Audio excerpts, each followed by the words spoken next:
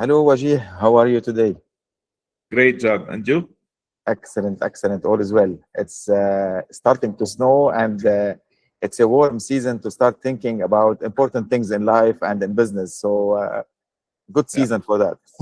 yeah.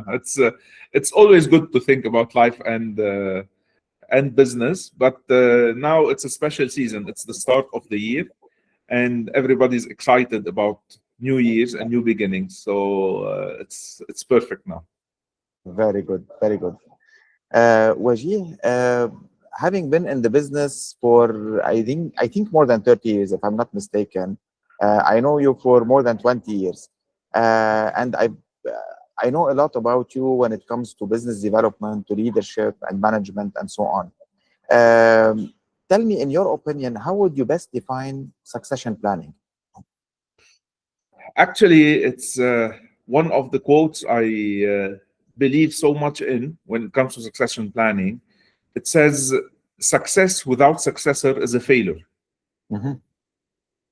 The pinnacle of success is when you leave a legacy that that stays for so many generations. Mm. And the challenge is when you don't plan how your success outlives you, then your whole success will not reach its pinnacle. And this is why succession planning is so important. And unfortunately, um, not a lot of people do not plan it well. 100%. Unfortunately, we're seeing a lot of every day of companies and people, whether on individual or business level, the lack of planning that is happening is unbelievable. Although we have a lot of technology, a lot of advancements, a lot of AI, a lot of everything, but still, I believe, in my opinion, the culture of planning is still not there yet. So hopefully, through what we're all doing, it will start to fill the gap step by step. From So from your experience, Wajib, why do many companies fail to transfer the business from one generation to another? it's Jad, it's people sometimes fail to transfer not only the business, even the Mhm. whole success, even the properties, even Yes. everything. Mainly, there are so many reasons, but if we categorize them, they fall into two categories mainly. One is Yeah. emotional, Hmm. the fear of letting go, Yeah. and the other is just failure to plan. And the answer for all problems and both categories is early planning. Yes. So when people plan early, they will not be they will get those who are afraid to let go will get acquainted with the idea with time. And Yeah. for those who fail to plan, if they plan early, they will see so many options Mm. available for their succession. And I would like to highlight the idea that for those who do not plan, let them look at the risk of not planning and what outcome will it give them. Yeah. Would their legacy stay and outlive them or not? That's the main fear. Definitely. Building on the same question, because sometimes I started the question from the business perspective, because sometimes the business, they do have a governance structure, they do have a advisory board or a board of director and so on. But if we look at it from an individual level, sometimes in the estate planning perspective, you see a lot of people who are top CEOs in their companies, or they are in top managerial positions in their companies, and or even celebrities, or a lot of people who are professionals, doctors, and so on, who make a lot of money in their life, and their assets and their bank accounts, they reach a point where they are not secure about banking wise. We don't need to dig a lot about this, but worldwide, we know that there is a limitation of how much money is guaranteed in the bank. So most commonly, they split into either real estate or other types of financial solutions. And when it comes to making this succession or this estate planning from one generation to another, they are the only people thinking about it. So they don't have a board. And not all of them, they have access to wealth management and family offices and private banking, because they are not super wealthy, they are somewhere in the middle. So what do you think, what would be your advice in this perspective? Because as you know, in every part of the region, the legal structure is different. In some countries, like Lebanon or some Arab countries, for example, sometimes the law is based on religion. In other countries, it's a civil law, and so on and so forth. So what could make sense in one country doesn't make sense in another country. So what would you advise people who have accumulated some assets, some real estate, some cash, and they are the only decision makers and overthinking about it? What do you tell them? You know, it's always whenever you are so much attached to something, whether it be a person, money, asset, company, whatever, it's always better to have people around you who can give you proper advice, so your decisions are more objective and they are not subjective and emotional.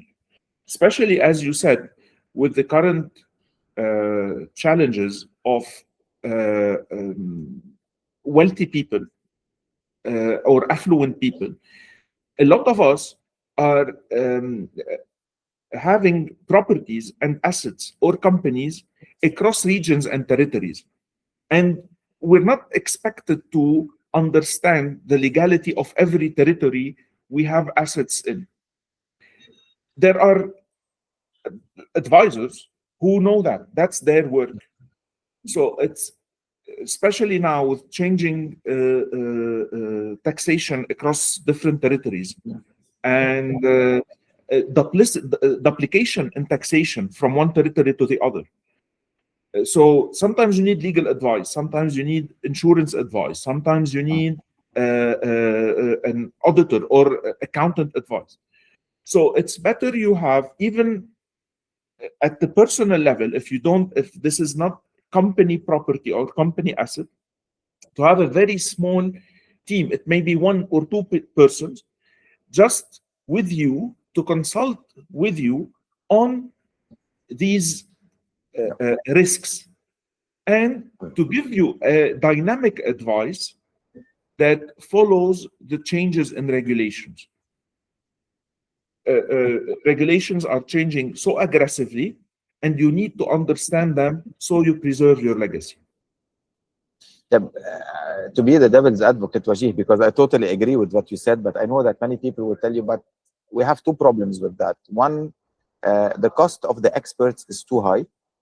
And two, how can I guarantee that this expert is giving me an objective advice, is not also selling me something that I probably don't want? So what do you think? To answer your first question, the cost of not having an advice is far more than the cost of having an advice, especially today with all the information or with all the data that is changing. So Definitely. we should look at it from this perspective. Second, if you really don't trust the person giving you the advice and you feel that this person is just selling you something, probably you are in the wrong relationship, because this relationship should start with trust. Definitely. Having discussed the structures based on what we see from at least from the people we work with, from the businesses we work with, and especially on an individual level, I see that for some reason, I think this, my personal opinion would be that this is probably the culture that we have in the Middle Eastern region, but most of the wealth is centralized around properties, real estate, and fixed assets and so on. So I cannot generalize, but if I take as a rule of thumb average, I feel that from the files we study, the common average is 70 to 80% focused on properties and so on. And one of the major problems we see is liquidity. So sometimes, whether they pass away, they don't, the next generation doesn't have enough funding to make the transfer. And even if they are still alive and they are still working, and this is something we're going to discuss also later on, because people today are living longer than before, thanks to technology, thanks to modern medical practices, and so on. So we are reaching a point where people are living longer and they don't even have the funds to register those assets under the name of the next generation and so on. So in one word, it's liquidity problems. So when we talk about liquidity, which is a big pain point in this regard, what are your insights about this issue, and how can people create liquidity in times where liquidity is not really available? Look, I totally agree with your analysis that liquidity is one of the biggest challenges. And surprisingly enough, if planned early, liquidity is the easiest problem because there are plenty of solutions for liquidity. And the first solution that comes to mind is what we call long-term insurance solutions. So, so the solutions are there as long as the attitude towards succession is there. So when you have a person thinking about leaving his legacy or her legacy to their children, and if this legacy is translated into assets, when the time comes, and if you planned early with proper solutions, long-term insurance solutions, then the liquidity kicks in whenever needed. Yeah. And this liquidity there are solutions out there that kick in whenever death occurs, or some solutions that may kick in even death does not occur. So again, it's a matter of finding the right solutions for the challenge discussed. Now, again, liquidity is the easiest solution to fix, problem to fix.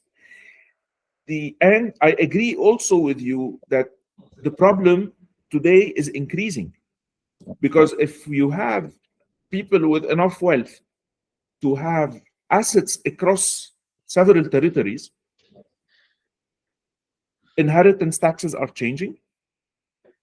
So you need really to be exposed to what's happening across different territories regarding inheritance.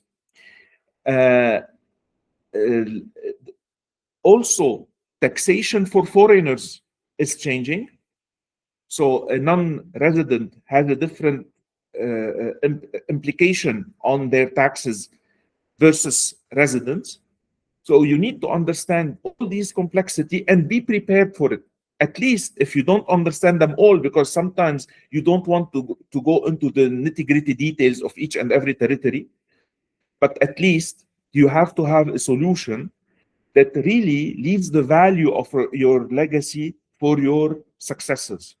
Otherwise, you're just throwing your legacy everywhere.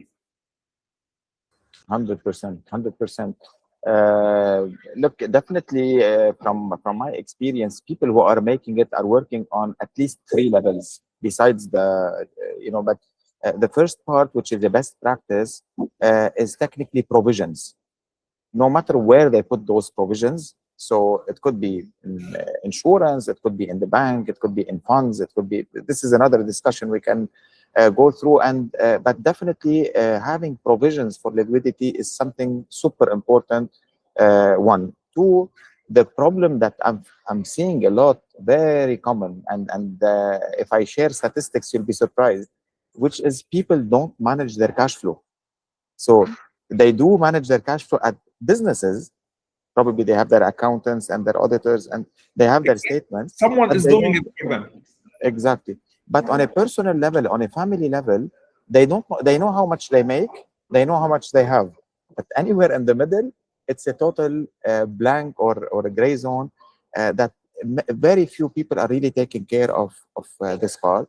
And of course, there are other solutions which we're going to discuss where people can best invest those money to get better returns. Anyway, I'm taking this, I would say, this amount aside. So how they are splitting, because there are a lot of restrictions, as you said, and a lot of changes in the rules and regulations, especially with how much money is safe in some, I would say, financial institutions.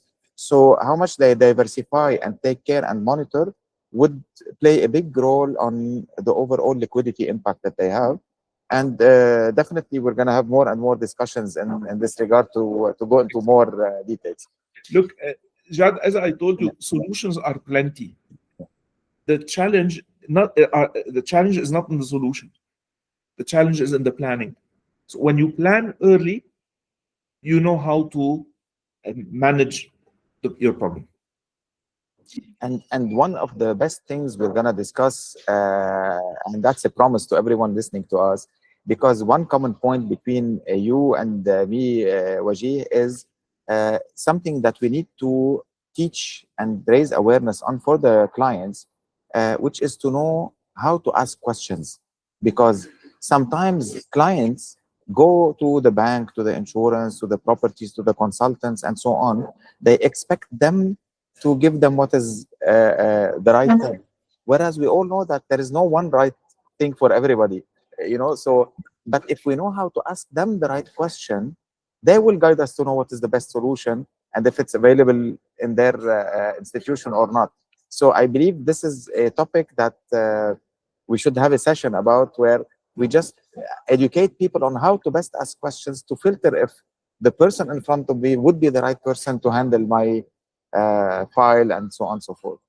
Very frankly, Jad, when I'm sitting with a successful person, this person has made it. Okay, in his own, he or she has reached their own targets. They have done a lot of achievements. So I should respect that they know what they want. It's not up to me to tell them what they want. They have the answer is there. They just need someone to clear the dust, to let them really think in that problem, and just find the solutions that there are there. Solutions are there. Nobody is more successful than them in finding solutions for their own problems. They just need someone to help them look where the solution is. That's it. You just reminded me about a very good friend that I have who's living abroad. And many people, because many of the experts, or let me call them the guru, pretending to be expert on social media and so on, advise them, you can open a company here, put all your assets under this company, and etc., which could work for some people. So this person contacted me. He's like, look, I know that I've been hearing this a lot, but can you tell me more? So we started discussing based on the information I have and so on. And he's like, what's the point of this company and so on? Because he has some properties across the region. One of the things we mentioned is because somebody was advising him to register a company and buy all the properties he has in Lebanon, for example. And by law, for example, there is a certain maximum number of square meters as a foreigner that you can buy in a certain country. So he told me just one piece of land is 200 times more than this maximum. Sure. So all these experts that gave him this advice never asked him, how many square meters do you have? Which is the 001 of, So because just this answer could have it could have, diluted the advice by itself. So he probably there are advices that may be by far simpler, and they could have solved the solutions or solved his problem. 100%. When it comes to, I would say, succession planning and estate planning, in my personal quick definition, want to simplify it, succession planning is the process of transferring the business and the decisions and the assets from one place to another, from one generation to other. Whereas in estate planning, it's only transferring the assets mostly and the wealth from. Sometimes decisions are not really involved. It depends. So, but when it comes to this process, from your angle, what would be the top on your mind best practices that people should keep in mind in terms of estate planning and succession planning? In terms of estate, in both, liquidity plays a major role, especially in estate. Because in estate, it's only liquidity. When time comes, you need to have enough cash, so you transfer the estate without having to sell the estate, because sometimes you need to sell it and the markets are down, so it's a total loss. So in terms of estate planning, the main challenge is liquidity. In terms of succession plannings in organization, liquidity is a major challenge, and preparing the proper successor for good decision making is another challenge. So you cannot just throw this. If you decide who the successor is in organizational succession planning, you should prepare the successor to start taking sometimes the wrong decisions while the founder is available. So the founder can support and coach in fixing the problems, the decision problems as you go. So it's in times of organizational succession planning, the challenge is not only liquidity, it's coaching the successor on taking the right decisions. And this needs time. I think this needs a lot of discussion because from what we see, I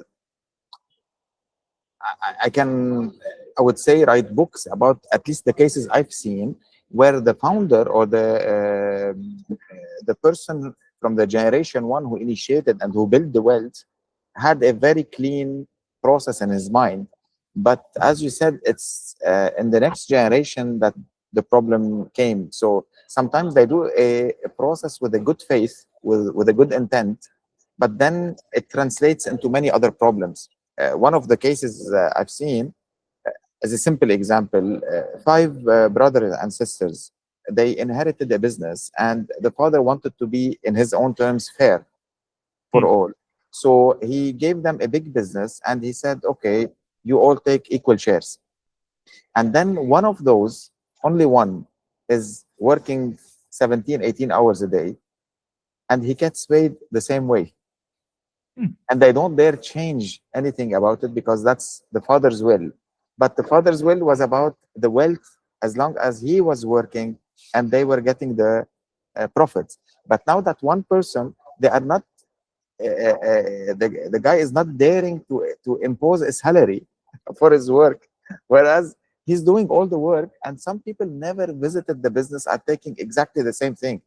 So this is where educating the next generation, maybe they are well, I would say, aware, but they are abusing this piece of information. It doesn't suit them. But definitely, and this is only one simple example, definitely there's a lot to be done on educating the next generations about how to deal with this, to make it fair, because it starts with maybe one person or two, then they have 4 or 5 children, but then they have 20, 30 grandchildren, and this is where it gets a big mess. Unfortunately, this is also typical in our Middle Eastern societies, which is very good and very bad as well. It depends where you stand in this formula and on which side you are. We believe that we are our culture, and especially the generation before us, the culture is that a person has to be so much devoted that you have to give out of yourself, especially to your brothers and sisters and parents and children, without even asking. It's part of our culture. We have to sacrifice. But this is also changing with time, and this is part of our again culture. We have to be fair, because sacrifice reaches a certain point where it's not sacrifice anymore. It becomes abuse. So it depends where you stand on that part of the globe. So either you're the one giving the sacrifice or the one receiving the sacrifice. So exactly. And in that specific case, for example, 2 questions solved the whole issue. But you needed somebody to ask the right question at the right time to the right people. So the first question was, your father wanted to distribute the profit or everything? And the answer from everybody was like, yes, the profit. So this is very good. This is very fair. Now, speaking of fairness, do you believe it's fair that one of your brothers is working 17 hours a day and getting the same amount? They So said, no, but this is my father's will. We said, yeah, but in number one, we discussed that it was profit to be distributed, not the salary. So salary is something and profit is something else. And this is where the discussion started going in the right direction. And it went to the right, I would say, process of a solution. So this is exactly where Yeah. you in this situation, the consultant, if you want, facilitated this discussion. And Exactly. this takes us back again to the role of someone that is objective and who can put the facts in a factual manner, objective manner, instead of challenging the people themselves and getting the emotions into play. Exactly. And this led us to another, just to build on it. And these also, we could build on them in different case studies and so on.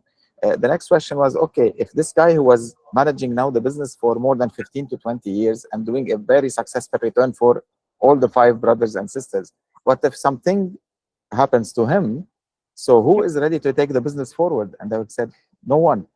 So that's our next step. So we should have a succession plan, also management wise, decisions wise.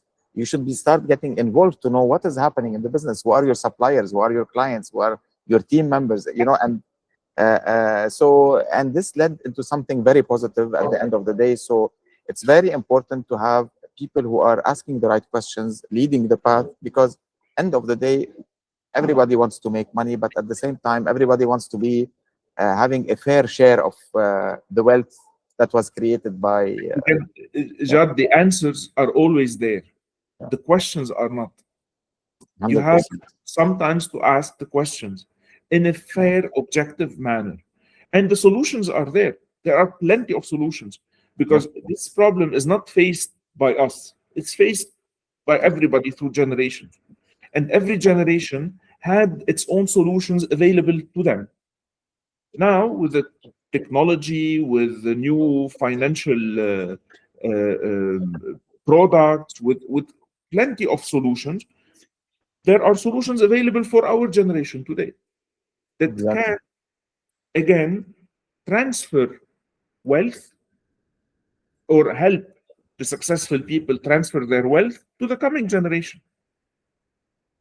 100%. Just need to have the discussion in the open. 100%. I like the title. We can build the next episode on that.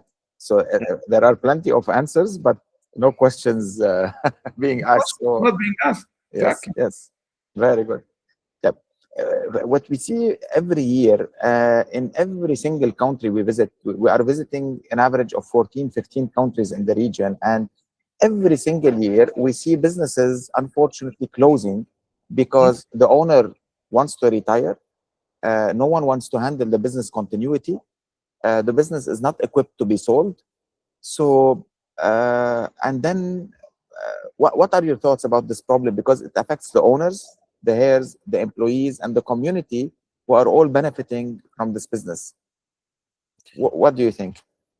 Look, again, Jad, if an owner has this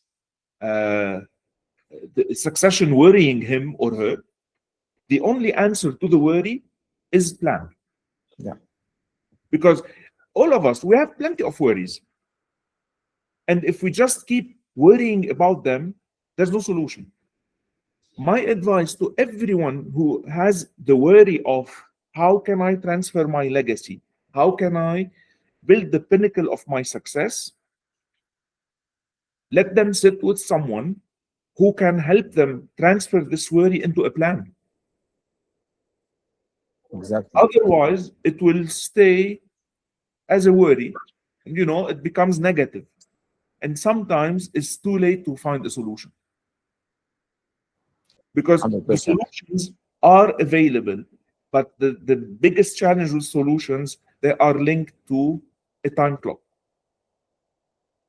So if you don't start early, sometimes you still may find solutions, but not all the solutions are available. Maybe if you started earlier, you could have found better solutions. Definitely, definitely. I will add a couple of points on this because 2 points I would say. One of them is people in their mind they want to solve either 100 or zero, which is never the It, case. So if yeah, I solve plus 10%, plus 30, plus 50, plus 70, it's always better than zero. zero. So this is the first thing, and then every year I can move one step forward to keep upgrading this plan. The second point is some people, which I've seen a lot, they think that I don't want to go into names because not to promote any business, but you see like this big business, this big restaurant, this big bakery, this big etc. So it's moving so big. So they say, okay, so succession planning is only for these big players. But then they forget that this small restaurant or this small bakery or this small laundry also needs a succession plan because people are benefiting from it. And sometimes those small businesses, out of statistics, they make more than 90% of the market. So we only look at the top ones, but 90% of the market is those small businesses. They make the economy. So Actually, yeah, Jad, the small businesses are at a higher risk than the big organizations, because with the big organizations, there are certain structures that are imposed that may have enforced a kind of succession planning for the company. I'm exactly. not saying for the owner, because the owner personally may probably for his personal assets may not have proper succession planning, as we said before. Yeah, But the small businesses do not have the mechanism that forces any kind of succession planning for the business. So these need to think more aggressively on succession planning than the bigger organizations. And to come back to your point of, it's like we say, zero or hero, it's not like this. Succession planning is progressive and it is dynamic. Your succession plan may change along the years because your net worth may increase, hopefully, or decrease. So you should adapt accordingly. And the people you choose for your succession may change. So you should change accordingly. And also the regulations may change. So succession planning is a plan that is dynamic, that you should update. I'm not saying every year, but probably every couple of years or a little bit more. excellent, excellent. Tab, if you have one piece of advice that people can follow in this regard, what would it be? Look, it's probably we said it a lot of times during our discussion, but really the best piece of advice would be to sit with an expert just for discussion. Because if this problem is worrying you as a business owner, or even as an estate owner, not necessarily only a business owner, if this is worrying you, sit with someone. Solutions are there. Uh, Stop worrying about it. Go focus on something that has no solutions and discuss this with an expert. This is the best advice that I would give, because there are plenty of solutions. It's just time for us to act on this problem, because I see a lot of companies that suddenly the founder is not able to work anymore and the company collapses. And I see a lot of estates that are hanging here and there. It's not because there are no heirs, because the heirs are not able, they don't have the liquidity to take back the property that their fathers or mothers left them. And you have plenty of communities that are facing this problem. You see this problem, a huge problem in Greece, where people are having to sell their properties with a lot cheaper than their worth because they don't have enough money to transfer the property. You see it in due to changes in taxations there. You see it in Cyprus. You see it in Lebanon. So you see this problem growing. If the generation that came before us and gave us these properties had access to the solutions we have today, probably we would have been in a better situation. Definitely, definitely. And I can add a couple of thoughts about this. One is, again, as you said before, the earlier we think about it, the better we can plan, not to wait until it's too late, to just ask. Because when people ask, even if they don't ask the right expert, but when they start asking, it starts the thinking process. And the most important thing when people start asking is not to jump into a conclusion. So, because it's a common behavior that they ask somebody, they tell them, you know what, I did this procedure, the procedure with the notary public, and we solved it all. Okay, you solved it all for you, but not for him, because everyone has a different aspect. Everyone has a different type of wealth. Everyone has a different type of religion, nationality, goals, priorities, risk profile, family status.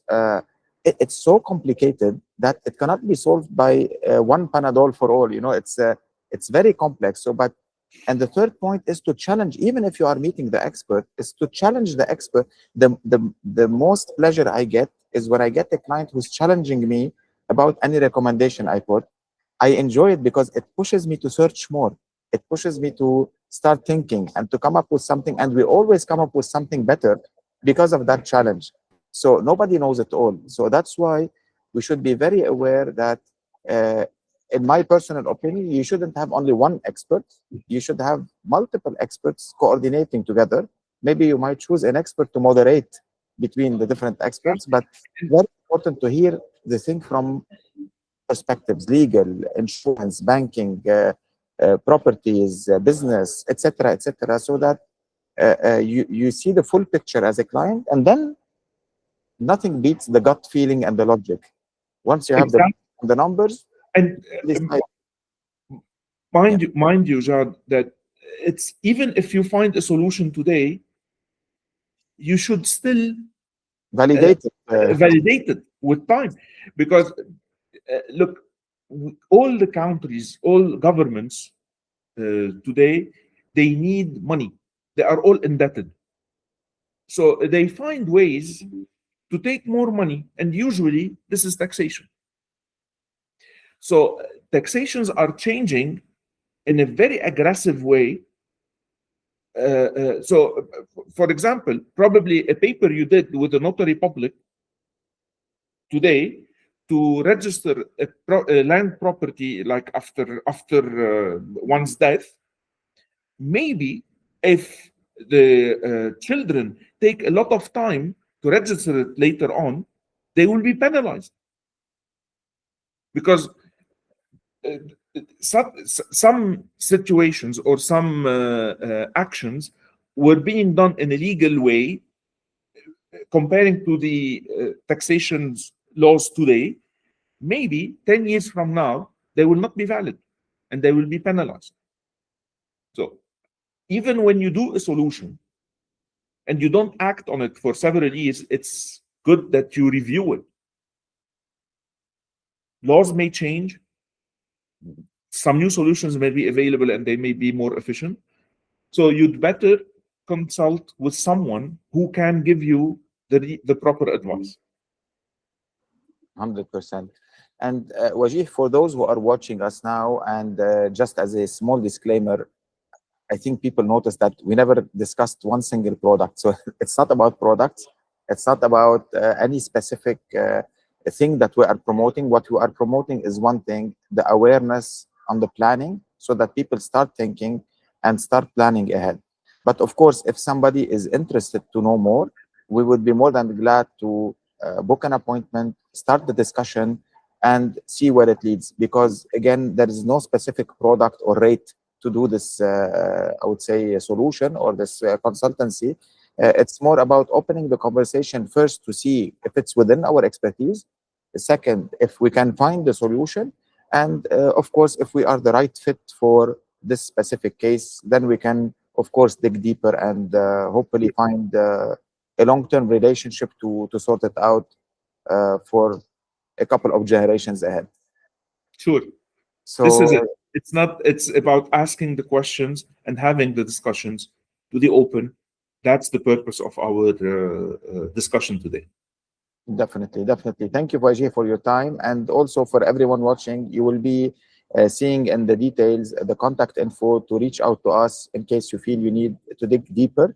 And of course, the first thing, because I know this is a very sensitive subject, before we start any kind of a process in this regard, definitely we have a moral and physical agreement to sign about the confidentiality, because we understand that this is a big, not only taboo, but it's a very confidential and sensitive topic to discuss somebody's wealth, assets, priorities, problems, and so on. So definitely this is something we protect by heart, by mind, by agreement, by system, by everything, so that we make sure that nobody has the access to the confidential info of each and every person. So we treat it in super confidential and professional way. So thank you again, Wajih, and definitely we will be having more sessions to discuss more technical details in this regard. Thank you, Jacques. Thank you. Bye.